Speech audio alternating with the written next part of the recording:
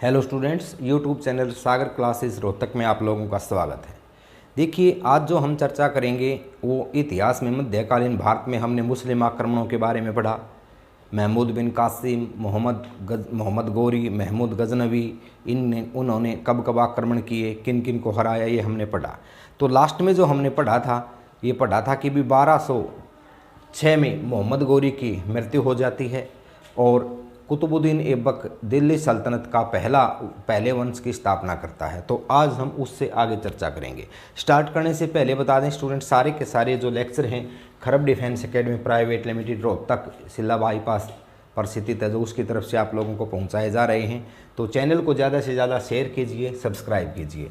आज जो चर्चा करते हैं टॉपिक है आपका दिल्ली सल्तनत। तो ध्यान से देखिए भी, एक एक शब्द नोट्स बनाते चलिए। काफ़ी कम समय में मेन पॉइंट मैंने यहाँ पर लिखे हैं, इनके बारे में एक्सप्लेन करेंगे। काफ़ी कम समय में आपको बहुत ज़्यादा जानकारी दी जाएगी। देखिए, दिल्ली सल्तनत, एक तो इसका स्टार्टिंग टाइम पीरियड पूछ लिया जाता है। तो 1206 ईस्वी में जो है मोहम्मद गोरी की मृत्यु के बाद में लाहौर में कुतुबुद्दीन ऐबक ने अपने आप को स्वतंत्र शासक जो है वो घोषित कर दिया था। हालांकि उसने राज मोहम्मद गोरी के नाम से ही किया था, न तो उसने अपना स्पेशल अलग से राज्याभिषेक करवाया, न ही अपने नाम के सिक्के बनवाए और न ही अपने नाम का उसने खलीफा से जो है वो शासक की उपाधि धारण की। राज उसने स्वयं किया, लेकिन गोरी के नाम से ही राज किया। हाँ, स्वतंत्र शासक घोषित कर दिया उसकी मृत्यु के बाद में 1206 में। तो इस तरह से दिल्ली सल्तनत की शुरुआत होती है 1206 में और भाई ये 1526 तक चलती है।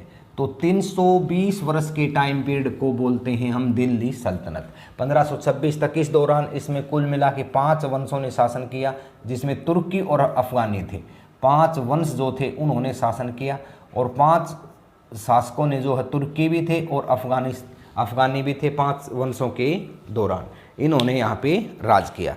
तो देखिए, इसमें 5 वंश कौन कौन से आए, तो इसके लिए एक देसी स्टूडेंट्स एक पंक्ति है, एक याद रखने की ट्रिक है। आप अपनी भी कोई बना सकते हो। वैसे ज़्यादा ट्रिक स्टडी में लेनी नहीं चाहिए स्टूडेंट्स, ये समय पे धोखा दे जाती है।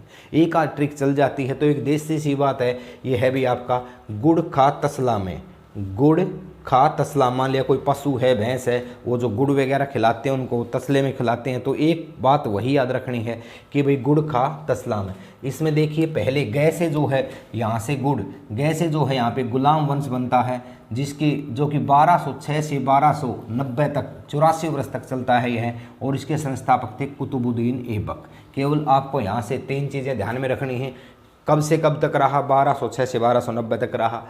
कौन सा वंश रहा, गुलाम वंश रहा।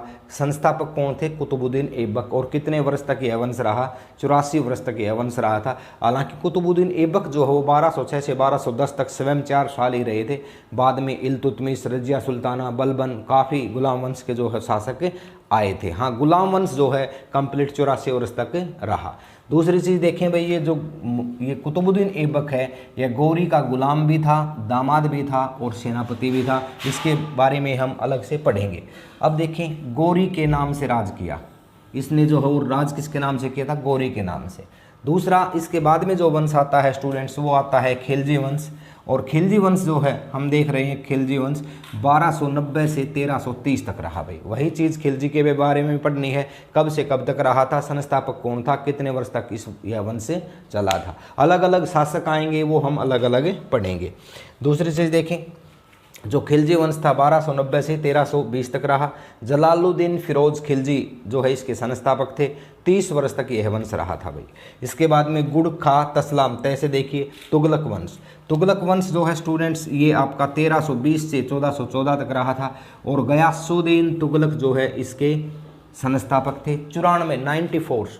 94 साल तक जो है यह वंश रहा। ये प्रश्न पूछा गया था स्टूडेंट से एक बार कि दिल्ली सल्तनत काल में सबसे ज़्यादा लंबा टाइम पीरियड, सबसे ज़्यादा समय सीमा किस वंश की रही थी, तो वो तुगलक वंश की रही थी। ये आप पूछा गया था।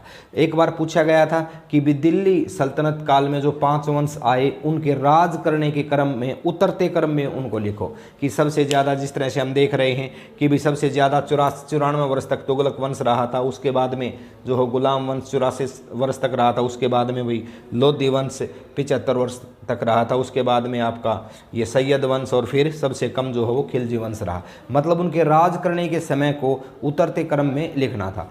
सीधा सिंपल भी पूछ लेता है स्टूडेंट्स कि दिल्ली सल्तनत के वंशों को क्रमबद्ध तरीके से लिखो, तो उसमें हम बता देते हैं गुलाम वंश, खिलजी वंश, तुगलक वंश, सैयद वंश, लोधी वंश, तो ये हम बता देते हैं। तो इस तरह से तुगलक वंश जो है 1320 से 1414 तक रहा। गयासुद्दीन तुगलक जो है इसके संस्थापक थे। अब इसके बाद में आता है सैयद वंश। सैयद वंश देखिए स्टूडेंट्स, यह 1414 से 1451 तक रहा और खिजन खां इसके संस्थापक थे। खिजन खां 37 वर्ष तक यह वंश चला। खिजन खां इसके संस्थापक थे। नेक्स्ट देखें भाई, इसके बाद में लोधी वंश आता है। लोधी वंश 1451 से 1526 तक लोधी वंश रहा और बहलोल लोधी जो है इसके संस्थापक थे। 75 वर्ष तक यह चला था। बहलोल लोधी इसके संस्थापक थे। फिर गुड़ खा तसलाम में से स्टूडेंट्स मुगलिया सल्तनत आती है 1526 में, आप लोगों को पता है। 21 अप्रैल 1526 को पानीपत का प्रथम युद्ध होता है और बाबर ने जो है लोधी वंश के अंतिम शासक इब्राहिम लोधी को हराया था और मुगलिया सल्तनत की स्थापना हुई थी। ये वंश अलग है, इसको हम अलग से पढ़ेंगे। तो इस तरह से देखिए क्या कहता है, दिल्ली सल्तनत में कुल कितने वंश आए? 5 वंश आए। गुलाम वंश, खिलजी वंश, तुगलक वंश, सैयद वंश, लोधी वंश, ये 5 वंश आए। अब इसमें इसके लिए पंक्ति क्या है? गुड़ खा तसला में, गुड़ खा तसला में, तो ये इसकी एक पंक्ति है। इनके संस्थापक ये इनका सही क्रम है भाई, पहले गुलाम, फिर खिलजी, फिर तुगलक, फिर सैयद, फिर लोधी, फिर आपका अलग से सल्तनत है मुगलिया सल्तनत। हर एक की समय सीमा है। गुलाम वंश 1206 से 1290। गौरी का गुलाम था, दामाद था, सेनापति था, गौरी के नाम से ही राज किया था।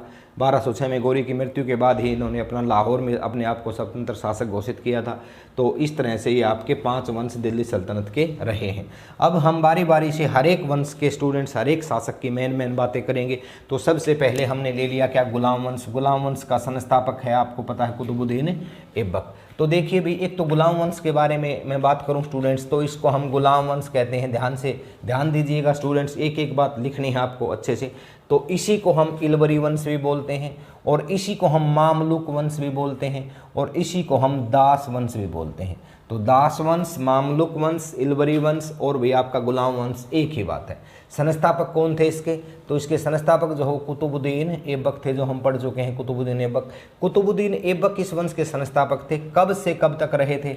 ये 1206 से 1210 तक रहे थे भाई। 1206 से इन्होंने राज करना शुरू किया था, 1210 तक इन्होंने राज किया। लगभग 5 वर्ष तक यह रहे थे। अब इन्होंने देखिए भाई, इन्होंने कुतबी शासन की व्यवस्था की थी। कुतुबुद्दीन ऐबक ने कौन से शासन की व्यवस्था की थी?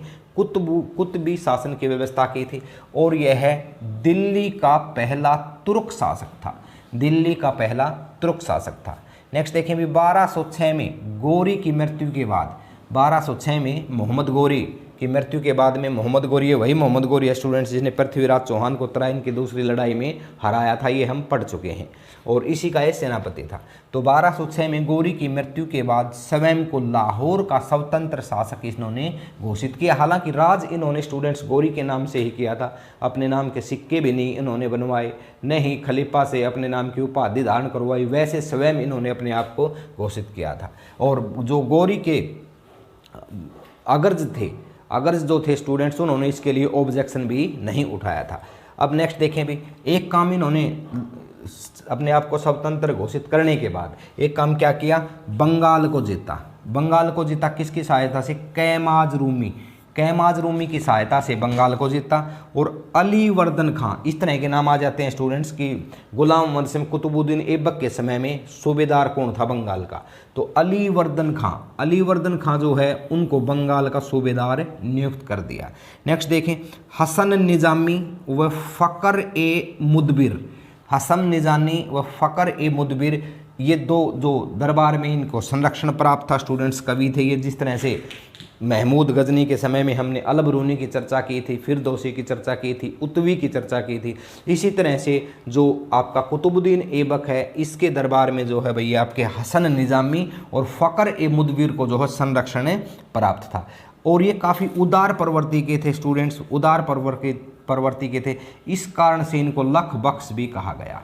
वर्ष में एक बार ये लाख मोहरें दान करके खाना खाते थे और वैसे भी उदार प्रवृत्ति के होने के कारण से इनको लाख बख्श की ये एक प्रकार की उपाधि है भाई, उदारता के कारण से इनको मिली थी। एक उपाधि इनको और मिली है, क्या बोला जाता है? पील बख्श।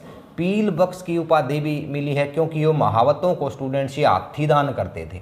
हाथी दान करने के कारण से इनको पीलबख्श भी कहा गया है। प्रश्न आया था, ये पूछा था, HSSC ने प्रश्न पूछा था कि निम्न में से किस दिल्ली सल्तनत के शासक को पीलबख्श के नाम से जाना जाता है? तो कुतुबुद्दीन ऐबक को जाना जाता है। लखबख्श के नाम से किसको जाना जाता है? कुतुबुद्दीन ऐबक को जाना जाता है। इसके बाद में देखिए, हसन निजामी और फ़खर मुदबिर किसके दरबार में इनको संरक्षण प्राप्त था? तो स्टूडेंट्स इनको कुतुबुद्दीन ऐबक के दरबार में संरक्षण प्राप्त था। नेक्स्ट देखें, इन्होंने स्टूडेंट्स वास्तुकला के क्षेत्र में भी काम किया है। दिल्ली में कुतुब मीनार, दिल्ली में कुतुब मीनार पेपर में कई बार इसकी ऊंचाई आ जाती है, तो 234 फीट ऊंचाई है भाई इसकी। इन्होंने ये बनवाई, पहली मंजिल का निर्माण किया था। हालांकि कंप्लीट इनके बाद में इनका जो दामाद आगे हम पढ़ेंगे इल्तुतमिश के समय में यह कंप्लीट हुई है, लेकिन स्टार्टिंग इन्होंने करवाई थी। नेक्स्ट, कुव्वत उल ए इस्लाम, इससे पहले स्टूडेंट्स भारत में मस्जिद नहीं थी। मस्जिद पहले किसने बनवाई? कुतुबुद्दीन ऐबक ने दिल्ली में बनवाई। ये क्या नाम था? कुव्वत उल ए इस्लाम ये नाम था। और एक कुतुब मीनार। नेक्स्ट देखें भी अजमेर, अजमेर जो है, अजमेर में 2.5 दिन का इन्होंने झोपड़ा बनवाया। स्टैटिक जीके का मोस्ट इंपॉर्टेंट क्वेश्चन है कि 2.5 दिन का झोपड़ा कहाँ स्थित है? हम बताएंगे अजमेर में स्थित है। किसने बनवाया था? तो स्टूडेंट्स ये कुतुबुद्दीन ऐबक ने बनवाया था। इस तरह से वास्तुकला से संबंधित 3 काम इसके प्रमुख हो गए, कुतुब मीनार, कुव्वत उल ए इस्लाम मस्जिद, और भाई आपका 2.5 दिन का झोपड़ा अजमेर में। ये भी प्रश्न पूछ लेता है कि भाई ये बख्तियार काकी की याद में बनवाई गई कुतुब मीनार, कुतुब बख्तियार काकी की याद में बनवाई गई थी। ये प्रश्न कई बार पूछ लेता है कि कुतुब मीनार किसकी याद में बनवाई गई थी? तो कुतुब मीनार जो है कुतुब बख्तियार काकी की याद में बनवाई गई थी, जिसकी ऊंचाई कितनी है? 234 फुट जिसकी ऊंचाई है। नेक्स्ट देखें अभी प्राचीन, इसका एक सहायक सेनापति था स्टूडेंट्स, प्राचीन नालंदा विश्वविद्यालय। प्राचीन नालंदा विश्वविद्यालय को नष्ट करने वाला ऐबक, ये प्रश्न भी HSSC में आ चुका है। ऐबक का सहायक सेनापति, यानी कि सेनापति का सहायक बख्तियार खिलजी। बख्तियार खिलजी ने स्टूडेंट्स को नालंदा विश्वविद्यालय को नष्ट किया था। ये मोस्ट इंपॉर्टेंट क्वेश्चन है, कई बार पूछा जा चुका है। इसके बाद में भाई आपका ये 1210 में चौगान होता है स्टूडेंट्स पोलो। अब आप लोगों से मेरा क्वेश्चन है कि पोलो के खेल में कितने खिलाड़ी होते हैं? ये आपसे क्वेश्चन है। तो 1210 में चौगान खेलते हुए, पोलो खेलते हुए घोड़े से गिर करके कुतुबुद्दीन ऐबक की मृत्यु हो जाती है। और 1210 में स्टूडेंट्स फिर आता है इसका लड़का आराम शाह को दिल्ली के जो अमीर थे स्टूडेंट्स, उन्होंने इसको जो है एक तरह से नालायक शासक घोषित किया था और उसके दामाद इल्तुतमिश को गद्दी पर बैठा दिया था। इल्तुतमिश, अब जो इल्तुतमिश है स्टूडेंट्स, ये आपका 1210 से लेकर के 1236 तक जो है गुलाम वंश का शासक रहा था। यहाँ पर इतिहासकार कहता है कि जो स्थिति मोहम्मद गौरी और कुतुबुद्दीन ऐबक के बीच में थी, वही स्थिति इल्तुतमिश और ऐबक के बीच में भी थी। अर्थात इल्तुतमिश जो हो कुतुबुद्दीन ऐबक का दामाद भी था, गुलाम भी था और सेनापति भी था। तो इसने आगे चल के काफ़ी काम किए स्टूडेंट्स इल्तुतमिश ने। तो इसको हम एक बार साफ कर लेते हैं।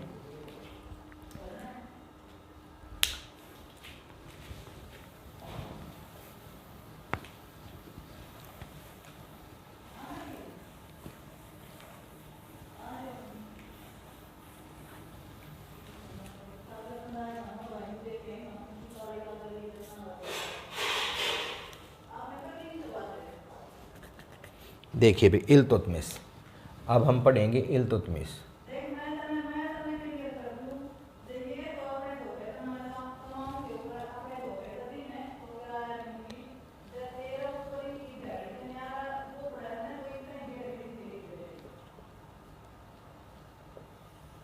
ये है भाई इल्तुतमिश 1210 से 1236।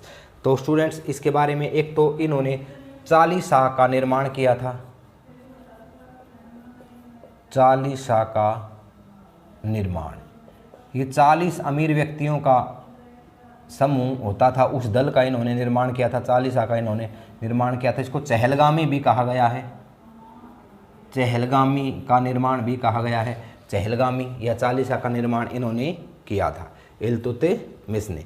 नेक्स्ट देखिए स्टूडेंट्स, इल्तुतमिश जो है इन्होंने 2 सिक्के भी चलाए थे, एक तो जित्तल और एक टका। जित्तल और टका 2 सिक्के चलाए। सिक्के चलाए थे। दित्तल और टका, 2 सिक्के इन्होंने चलाए थे। किसने चलाए थे भैया? इल्तुतमिश ने। कुतुब मीनार को पूरा करवाया था, कुतुब मीनार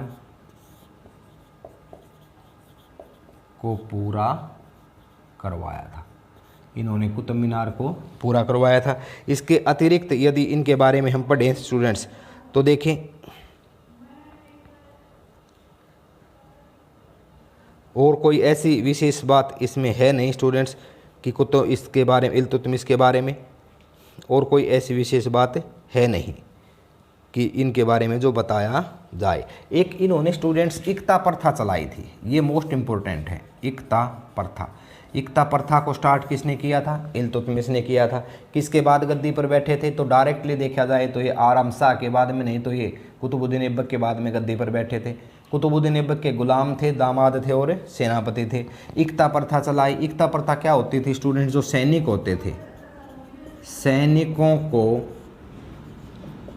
सैनिकों को वेतन के बदले जागीर देते थे, जमीनें देते थे, जागीरें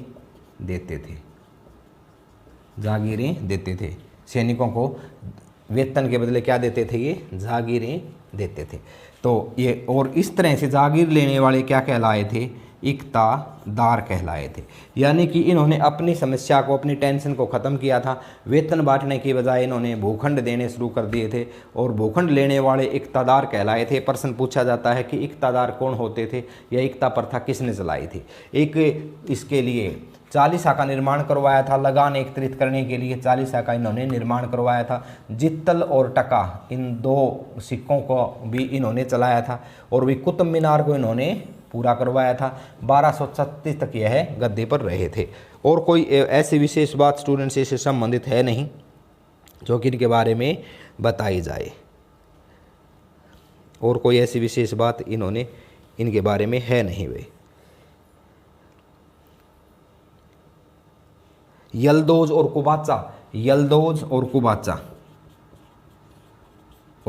कुबाचा, इनकी शक्तियों को भी इन्होंने दबाया। कई जो विद्रोह हुए उनको भी इन्होंने अपनी कूटनीति से दबाया। तो जीवन के अंतिम दिनों में बता दें स्टूडेंट्स, ये बीमार हो गए थे और इनको 5 लड़के थे। 5 के 5 जो है अयोग्य थे।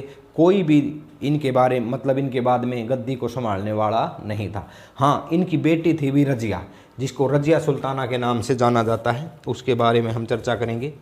रजिया सुल्ताना के बारे में देखिए, 1236 से 1240 रजिया सुल्ताना, 1236 से 1240 रजिया सुल्ताना, 1236 से 1240 रजिया सुल्ताना। ये दिल्ली सल्तनत में पहली और अंतिम महिला मुस्लिम शासिका थे भाई। इनके बारे में मोस्ट इम्पोर्टेंट क्वेश्चन है, पहली और अंतिम मुस्लिम महिला शासिका। ये प्रश्न जो है इनके बारे में सबसे ज़्यादा बार पूछा जाता है। दिल्ली सल्तनत में पहली और अंतिम महिला मुस्लिम शासिका थी। तो 4 वर्ष तक यह गद्दी पर रही। 4 वर्ष तक, कितने वर्ष इन्होंने राज किया? 4 वर्ष तक। आरंभ में अमीरों ने इसका विरोध किया था कि भाई जो है वो एक महिला हम पर राज करे, ये जो ठीक नहीं है। लेकिन बाद में इन्होंने अपनी योग्यता से, कुशलता से धीरे धीरे इन्होंने 4 वर्ष तक अच्छा शासन किया। लेकिन बाद में एक याकूत से प्रेम प्रसंग के कारण से स्टूडेंट्स इनकी मृत्यु होती है और इसको इन्होंने आमीर ए आखुर नियुक्त किया था।